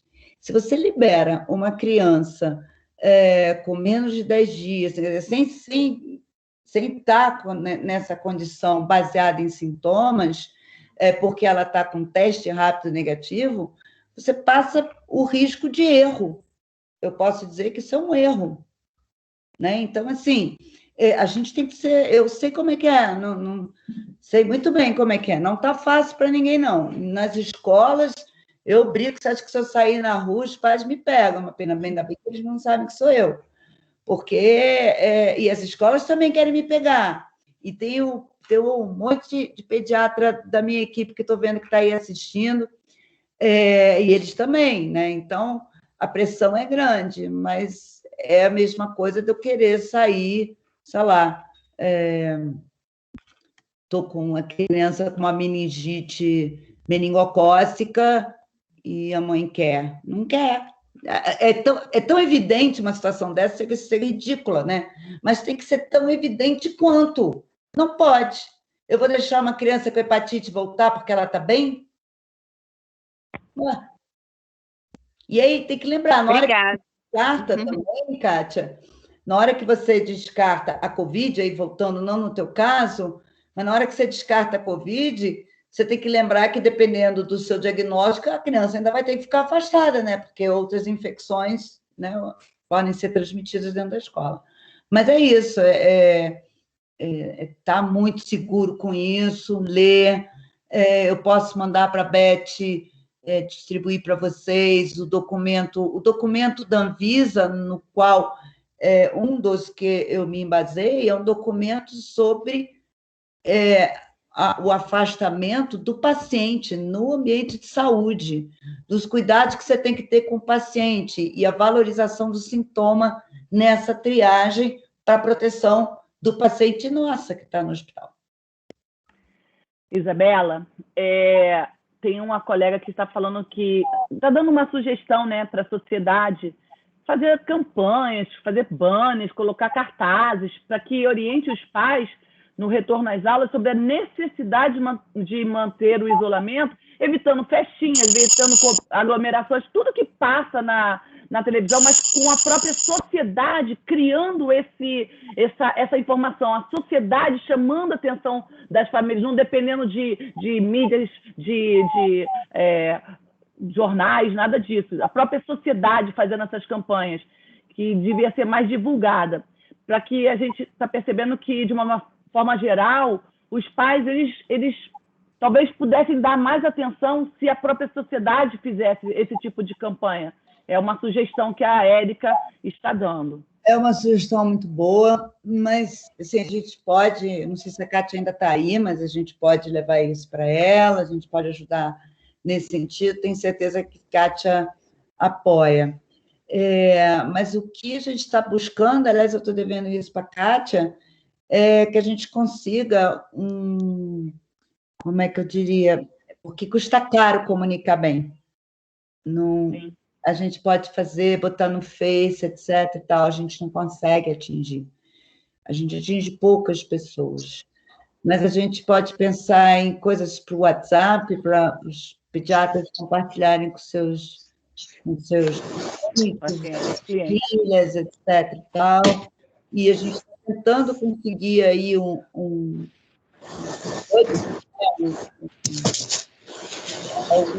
algum patrocínio para a gente conseguir fazer uma campanha mais forte. Tá? Assim, na mira da Kátia, e eu estou tentando ajudá-la nisso. Tá. O Moreno botou uma pergunta interessante.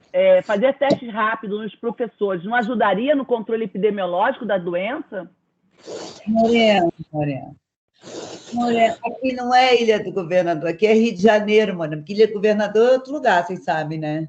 O Moreno, ele mora num lugar privilegiado. Assim, Moreno, primeiro, isso serve do ponto de vista de saúde pública. Serve.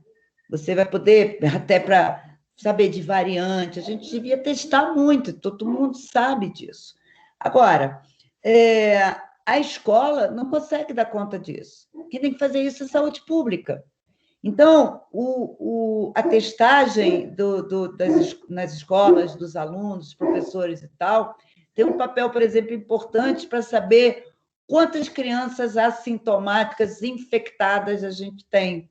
Porque aí é por amostragem. Mas o PCR, para aquele indivíduo, o teste rápido, ou o que seja, ele não faz verão.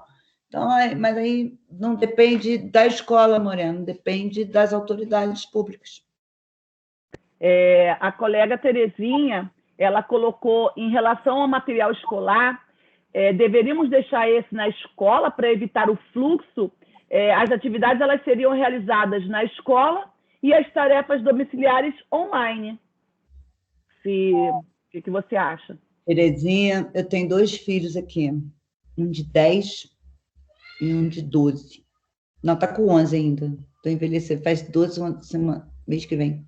Não dá nem para acreditar. E é muito complicado. E, assim, não tenha tanto medo de superfícies. Primeiro, na escola, os alunos são orientados que o material é só dele. Então, o livro dele, o caderno dele, não fica circulando como antigamente. Ele pega o caderno dele, ele usa o caderno dele, ele higieniza a mão. Então, tem toda uma repetição, né, desse protocolo. Então, não tem um risco grande de levar esses livros para casa. Agora, a gente tem que lembrar as famílias de que toda vez que encosta e tal, a carteira que ele fica higienizada antes dele sentar, não pode trocar de lugar fixo. Então, mudou muito a realidade na escola. Esses livros não vão para a mão do professor. Tá. O Guilherme botou, se a criança não usar a máscara e tiver um caso na sala, ela se encaixa nos critérios de contactante e deverá ser afastada, como nos berçários de menores de 2 anos? Eu ainda não tive esse caso, Guilherme, mas, assim, mas o que a gente vai buscar saber qual a idade dessa criança, né? Porque vai fazer muita diferença. Se ela é berçário, já falei, mas se ela tem 5 anos, é uma coisa, se ela tem 15, é outra pessoa, né? Aliás, um dos grupos de maior risco são os adolescentes, não risco de doença grave, não. Também, mas de não cumprimento dos protocolos, porque dentro da escola aí não depende da família, não. dentro da escola eles têm que seguir, seguem, mas eles saem e na primeira esquina já rola um beijo, né? Então é difícil controlar. Mas, teoricamente, é isso. Essa criança, ela teria que ser afastada, certamente. E se ela se infecta, e aí a gente tem toda... Mas vamos lembrar, o contato próximo que eu estou falando, eu estou pensando. Eu vivo assim, a minha equipe, cada 10 minutos, me faz uma pergunta diferente. Eu digo, meu Deus do céu, não termina. Tem sempre uma dúvida. Então, contato próximo é que tenha ficado mais de 15 minutos com distância menor de 1,5 metro. Então, eu vou ter que avaliar bem a história para poder ver se vamos afastar todos ou não. Tá. Uma colega perguntou uma coisa também sobre a testagem das vacinas nas crianças. Você fala de vacina, então ela está querendo que você fale sobre a testagem. A gente sabe que está sendo testado de crianças de 6 até 16 anos. O que você tem sobre vacina? Ela está querendo saber. O que você tem para atualizar a gente sobre as vacinas? A testagem das vacinas. Né? A Oxford vai começar a pesquisa em crianças. É natural, né? Porque a gente está acostumado que os primeiros beneficiados por uma vacina são sempre as nossas crianças. Né? É isso que a gente gosta, é isso que a gente está acostumada. A grande maioria das infecções imunopreveníveis são mais comuns em criança. Então, vacina sempre foi criada para criança e estendida depois, quase todas, né? Com algumas exceções. Dessa vez, o grupo de maior risco são os mais velhos. Então, esse grupo que está sendo privilegiado. Para as vacinas saírem num tempo recorde, né, que foi o que a gente teve, não dava para ter muitos braços. Então, agora, com a conclusão de licenciamento, etc., começam as pesquisas, não é de agora, já tem um tempo, começam as pesquisas em crianças. É claro que o ideal é que toda a população seja vacinada. Por isso que a gente precisa de muita vacina, né? Porque para vacinar 60% da população adulta, maior de 18, já vai demorar. E a gente precisa vacinar todos, ou pelo menos os grupos de risco jovens, né? Porque eu passei rápido para vocês, mas ali na Inglaterra a gente vê 42% dos casos graves em crianças são crianças com comorbidades. Sim. Não preciso nem falar a quantidade de elogios que tem aqui, né? Muitos elogios. Para o pessoal saber, gente, eu estou tirando foto das mensagens no chat por causa dos e-mails. O pessoal está me passando, Isabela, o e-mail para que eu possa passar essa triagem que você passou. Eu estou tirando foto porque não está dando para escrever. Que mais? Muitos elogios. Ô, Diego. A Sandra está perguntando, está falando que ela orienta os familiares dos pacientes a usar a máscara, evitar aglomeração mais que 2 pessoas, sempre lavar as mãos, e esses procedimentos sempre vão chamando atenção. A Ana Rosa colocou que no ambulatório lá de pediatria do IPPMG tem muitas crianças especiais e o uso da máscara é bastante difícil. Infelizmente, muitas mães elas têm essa dificuldade de estar... Peraí, uma mensagem grande. Com medo do não atendimento, aí não falam dos sintomas dos filhos e quando apresentam, né? Imaginamos o mesmo na escola. Então, assim, se as mamães não passam para a gente, às vezes, que as crianças estão doentinhas antes de vir ao atendimento, ela imagina o que não acontece na escola, né? Mesmo que as crianças especiais tenham as moderadoras. Essas mamães, elas expressam grandes preocupações com os seus filhos. Essa questão da moderadora também tem uma... Então, se eu tenho, por exemplo, uma moderadora, ela é contactante próximo dessa criança que tem a moderadora, porque não existe moderar sem estar do lado, né? Não é a professora que fica a pelo menos 1,5 metro, normalmente 2 metros dos alunos. E é isso mesmo, Ana Rosa. As pessoas têm medo de dizer. Eu tive caso, por exemplo, de um aluno que chegou na escola já há 12 anos ou mais, ele chegou contando para todos os amigos que ele tinha feito a coleta do PCR antes de sair de casa. E aí o coordenador da escola disse, esse menino está brincando, né, fazendo palhaçada, ou é verdade? E era verdade. O pai estava com Covid, o menino colheu o exame e foi para a escola. Então, é muito difícil. Agora, essas crianças com dificuldades que realmente não podem usar máscara, primeiro, se elas forem grupo de risco para a Covid, elas devem ficar em casa. Não é hora de voltar para a escola se essa criança é de um grupo de risco para a Covid-19. E se ela não é de risco para a Covid-19, como, por exemplo, o autista, né? Não tem um risco especial, ele fica sem máscara, e esse distanciamento é mais ou menos quando a mãe pergunta assim, mas o meu bebê não pode usar máscara, como é que eu posso levá-lo para vacinar? Como é que logo o meu bebezinho eu vou deixar sem máscara?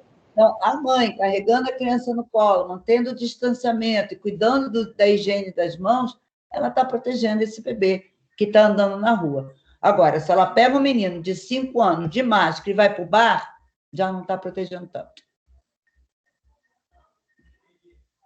Você está sem som, Beth?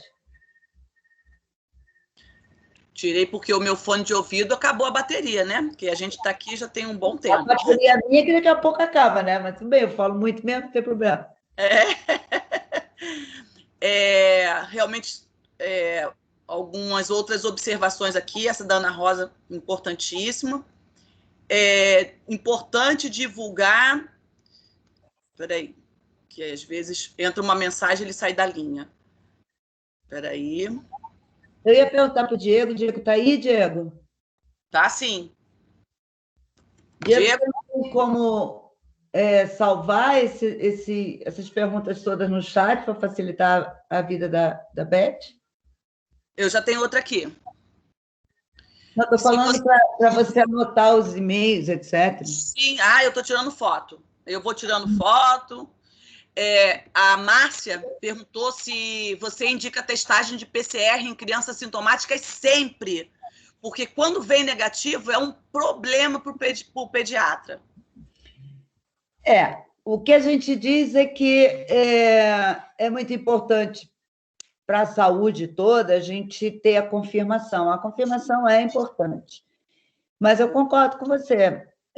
Quando vem negativo é um problema. Então, aí, o que a gente tem que fazer?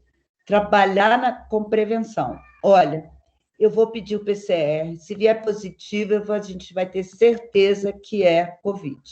Mas se vier negativo, eu vou ter que fazer outro. Então, já prepara antes. É isso que a gente tem que fazer, porque quando a gente fala do PCR, eu vou fazer PCR, todo mundo entende que, nossa, veio PCR negativo, é festa. Não, não é festa.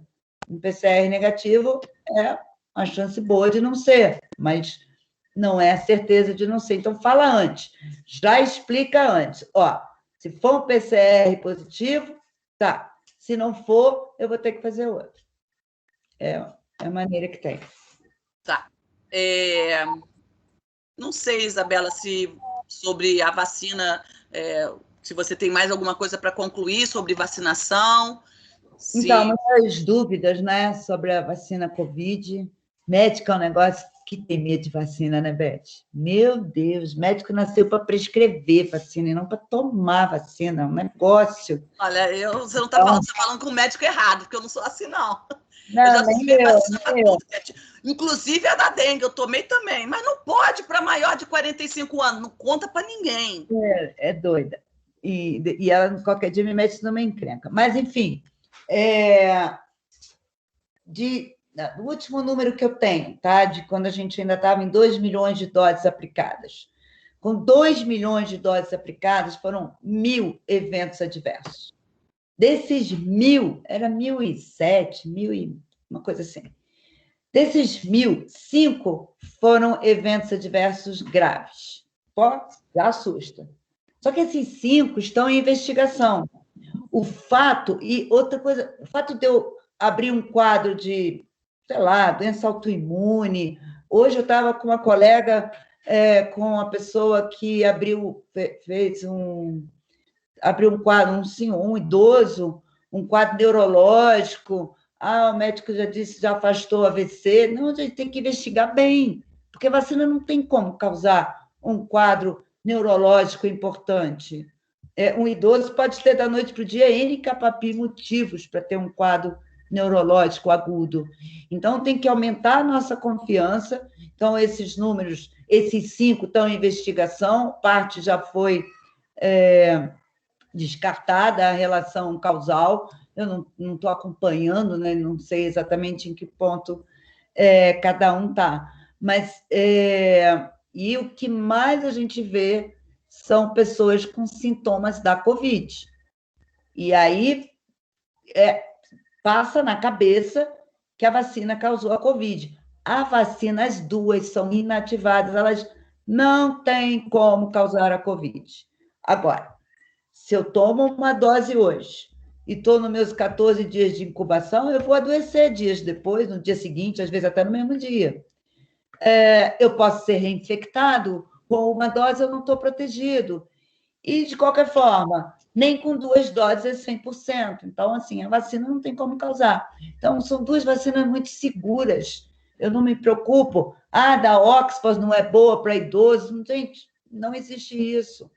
Não existe isso pela AstraZeneca, pela Fiocruz, pela Organização Mundial de Saúde. Mas a Alemanha não quis. Bom, o EMEA, o órgão regulatório europeu, ele licenciou a vacina sem limite de idade. A Alemanha, ela tem o direito de dizer, aqui no meu país eu prefiro usar outra. Ok. Agora, dizer que a vacina de Oxford não é eficaz em idosos. Aliás, minha mãe tomou vacina e foi de Oxford. Feliz da vida. Uhum. A Flávia colocou que ela trabalha no hospital público e tivemos um lactente de 1 mês e 14 dias com bronquiolite, RT-PCR positivo para Covid e painel viral negativo para outros vírus. E os irmãos que são adolescentes, eles frequentam bailes funk. Triste realidade. Aí não tem jeito. Tadinho do bichinho, meu Deus do céu. É triste. Sério. Agora, vamos lá, pediatras. Quando você olha aqui, lactente, 1 mês, bronquiolite, qual é o vírus? Vírus sincicial respiratório. É clássico, Isabela, é vírus sincicial respiratório. Criança de 1 mês com Covid? Então, eu só peço a vocês, não negligenciem os sintomas. Não esperem uma Covid característica nos seus pacientes, porque não será. Ela vai ter sempre cara de outra coisa. Mas se eu não fui, maravilha, né? Que ela conseguiu ter aí todos os dados que eu preciso. Se ela tivesse um PCR negativo e um vírus sincicial positivo, eu ia pensar 2 vezes, né? Mas eu ia repetir o PCR. Por quê?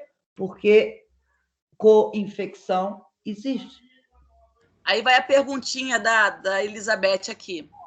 Isabela, com o retorno às aulas, com essa nova variante no Rio, com a situação que a gente está vendo acontecer no Reino Unido, de mais casos de síndrome inflamatória multissistêmica, que a gente sabe que não é quando a criança acabou de ter a Covid que vai acontecer, isso vai acontecer depois, as pessoas acham, não tem nada a ver, não é, que a criança fica com febre prolongada, a criança tem lesões pelo corpo, a criança tem edema em membros, ou seja, quando a criança tem um sintoma sugestivo você acha que a gente vai ter, não estou querendo ser contra a abertura da escola, veja só a minha preocupação, ou uma variante infectando mais pessoas e crianças voltando para a escola, infectando mais crianças. Teve esse caso aí, uma explosão de casos, que a gente sabe que é a síndrome inflamatória multissistêmica, 1 em cada 130 mil crianças. Você acha que pode ter algum impacto negativo em relação à reabertura das escolas? Então, o que aconteceu na Inglaterra, né, foi isso. A síndrome multissistêmica, foram 100 casos em uma semana. Eu mostrei aqui, então, acho que não mostrei. Mas, enfim, mas aqueles dados mostram exatamente em X, né, um em cada 100 mil crianças, 130 mil crianças. Então, se eu tenho 260 mil crianças, serão 2. Então, assim, o que pode fechar a escola é o não controle da situação do lado de fora, infelizmente. E é por isso que eu estou aqui pedindo ajuda de cada um dos pediatras. Ajudem a proteger as nossas crianças e o direito delas irem para a escola, ajudando a proteger esse ambiente que ainda é seguro. E Beth, é melhor que essas crianças passem o dia na escola do que no baile funk. Com certeza. A Diana colocou... Não vão ficar em casa, porque se os pais não estão ficando em casa, elas não vão ficar em casa. Elas viajam em grupo. Eu tive, sei lá, amigos de uma amiga minha, não me lembro mais quem foi, que foi todo mundo para Búzios, sei lá, Réveillon, todos, 16, todos adoeceram. Nossa. Todos. E aí, a gente vai deixar isso acontecer e vai fechar a escola? Não dá mais para essas crianças ficarem sem escola, gente. Só vacina é bom, vacina vai melhorar, mas não é tão cedo. 2021 está longe de ser um ano normal. Eu rezo para ele ser melhor. Assim, arrisco a dizer, rezo para ele ser minimamente igual, sem óbitos, com a vacina. Porque o cenário que está sendo pintado não está nada bom. E ninguém parece acreditar nisso. Que aí tem que chamar o psicólogo, o psiquiatra, porque isso não é uma coisa de maldade das pessoas, é uma defesa do ser humano. Mas o fato de que a gente não tem nenhuma comunicação das autoridades públicas chamando atenção para isso. Ao contrário, a gente vê liberar isso, liberar aquilo, final de jogo, abrir só para 5 milhões de pessoas. Quantos foram na final? No Maracanã? Só 5 milhões? Não, 5 milhões acho que eu estou exagerando, 5 mil. Sei lá, 5 mil é um número enorme hoje, 5 mil pessoas. Eu não consigo ver mais do que meus filhos, né? Sim, 5 mil pessoas. Guilherme colocou que não é para negligenciar mesmo, não. E os pais justificam os sintomas. Ficou o dia todo na piscina, doutor. No final de semana, fui no bar com os amigos e ele pegou o sereno. Isso foi... Essa é a vida do pediatra, né? O pediatra tem que... É o que mais a gente ouve. Não foi. Foi da laranjada, por isso que ele está com rotavírus. Ih, ouvi tanto isso. Né? A diarreia não era do rotavírus, era da laranja. Laranja é um negócio que dá uma diarreia grave. Sim. Isabela, vamos encerrar. Você quer colocar mais alguma coisa? Não, eu queria, né? Eu tive essa ideia, você abraçou, Kátia veio, abraçou também, vocês organizaram tudo. Eu fico muito contente de poder estar falando tudo isso para o pediatra. Acho que o pediatra precisa ser envolvido nessa questão da volta às aulas. A escola é fundamental para o crescimento e para a saúde dos nossos pacientes. Então, vamos embora botar esse povo vacinado, porque vamos comer. Aliás, teve um caso também de jornal, de uma adolescente com doença meningocócica que foi atendida como Covid, encaminhada para casa para ficar em quarentena. Então, assim, a gente precisa manter essa gurizada vacinada, porque já está difícil. E vai ter muito diagnóstico diferencial para fazer e pode acontecer de tudo. Então, assim, tomara que vocês tenham saído daqui sensibilizados pela causa saúde na escola. É uma pena o Abelardo e a Tânia não estarem aqui comigo, porque eu me ajudar bastante, mas era muita gente, eu já falo muito, né? Mas a gente pode fazer outra. E é isso aí, beijo para todo mundo. Obrigada, Beth. Kátia, acho que não está mais aí. Eu que agradeço. Isabela, só para a gente finalizar, seria importante também os colegas terem uma noção que quando as crianças são sintomáticas, não importa o qual sintoma, mas digo mais, já a gente lembra que criança é muito comum a diarreia e as pessoas não foi o que comeu, como você falou. Quando tem uma criança sintomática na escola, até a gente precisa chamar a atenção das famílias. Essas crianças elas têm que ficar separadas, afastadas, até que o pai ou a mãe vai lá e pegue a criança. Então, teria que ter nas escolas algum local, alguma sala, alguma coisa que ficasse só para as crianças com febre, com isso, com aquilo lá na escola, para que elas não, enquanto aguarda as famílias, não estivessem também contaminando os outros, né? Aí isso, Beth, a gente chama de sala de acolhimento. Isso. E não isso pode aí. ser várias crianças, tem que ser um tempo curto. Né? Imagina, a gente ter uma sala de sintomáticos. Então, a ideia é 1 a 1, e tem que ser muito rápido, e às vezes os pais não vêm buscar, acredito. Tem muita gente fazendo um diagnóstico de Covid também, Isabela, sem ser Covid, e eu já estou pegando casos de dengue. Nossa, dengue, saiu agora o boletim, dengue está bombando. Isso, eu tenho pego e eu estou pensando, os médicos no hospital, isso não diz que é Covid, porque tem que fazer o exame, mas já faz como sendo Covid. Gente, por favor, um hemograma nos ajuda pelo menos a ter uma noção de como é que estão essas plaquetas, isso aí, dependendo do tempo, né, de sintomas, é claro, não vai fazer porque chegou lá com 1 hora de sintoma. No 3º dia, 4º dia de febre, e que né, não tem nada que possa justificar a Covid, pensar que possa ser dengue, o pessoal tem que estar alerta, não esperar acontecer, não. E outra coisa, é muito comum também, quando a criança ela pode estar assintomática, mas a gente também tem que lembrar que, às vezes, a criança não está sintomática, mas os pais em casa estão sintomáticos. Isso também fala a favor. Se é só a criança que tem um sintoma, tudo bem, a gente pode não pensar na Covid. Mas se a criança está com sintomas, os pais estão com sintomas, a gente não pode deixar de pensar em Covid, com certeza. Seu áudio. É o que o Tadeu estava falando lá no início, na ficha de triagem, que mesmo com a ficha de triagem, eles manipulam em sintomas, não te contam que tem alguém doente em casa, então você tem que aprender a perguntar. Pergunta. E com essa ficha de triagem que eu não fiz para pediatra, eu fiz para a criança voltar para a escola, tem algumas perguntas que você pode botar ali para você não esquecer de perguntar. Porque se alguém em casa doente, não. E aí, assim, se você vai mais no detalhe, você descobre que não, ninguém está doente agora em casa, mas o pai teve alta há 3 dias. Tá fácil, não.